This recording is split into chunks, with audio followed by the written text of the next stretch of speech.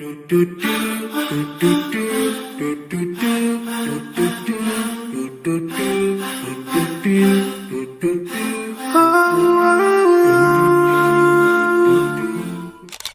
who can attain any kind of power or change the laws of reality on a whim. Some of the most popular GaG characters being Arale, Popeye, or Looney Tunes in general. The writers of these shows can pretty much change their powers and abilities to be as strong or weak as they need them to be, as long as it's funny. And to some extent you can see this at One Punch Man with Saitama reacting to meteoric burst Boros with ease, but then being bad at every video game he plays, losing in a reaction match to Bang, not being able to catch a single mosquito, being scratched by a cat, and more. So to some extent, you can consider One Punch Man to have some quirks, like Saitama being bad at doing things that most people should be able to do, but still Saitama himself still abides by its universe's rule set. Let me explain.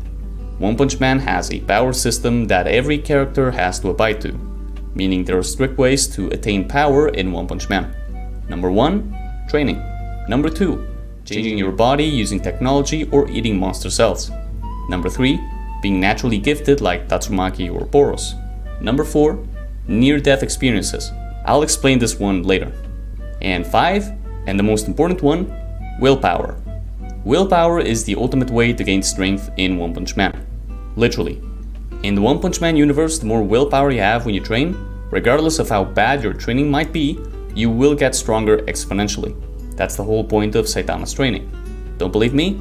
Take a look at this panel from the webcomic, where Tatsumaki tries to lift Saitama but isn't able to due to his immense willpower. We know doing crappy push-ups and running was all he did, as opposed to someone like Darkshine, whose physical training is implied to be the greatest out of any character, but other than that, Saitama was fighting monsters all the time. And we see that in a special chapter when he gets beaten to a pulp, he's able to quickly stand up and one-shot the monster that was giving him trouble prior.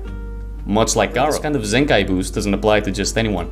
It seems that only those that have unusually strong wills are able to do this, such as Saitama, Garo, Glasses, and Moomin Rider, who is meant to be just a normal human being, but then there he is tanking hits from huge monsters. Just to set a few examples.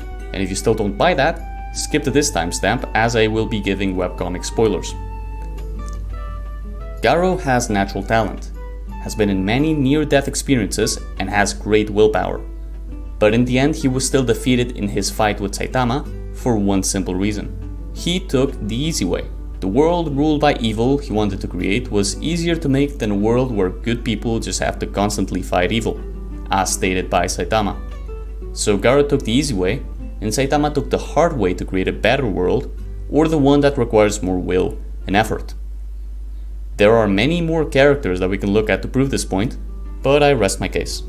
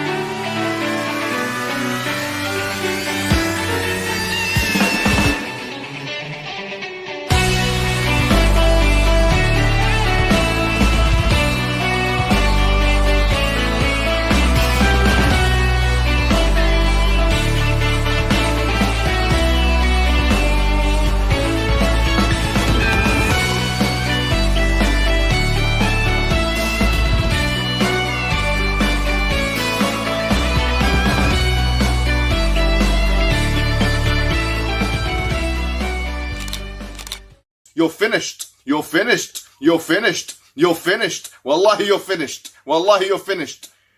Don't ever come out. Any retraction you do now, switch off your social media. I don't want to see your face. I don't want to hear your voice. Wallahi, wallahi, you're a crook and a fraudster.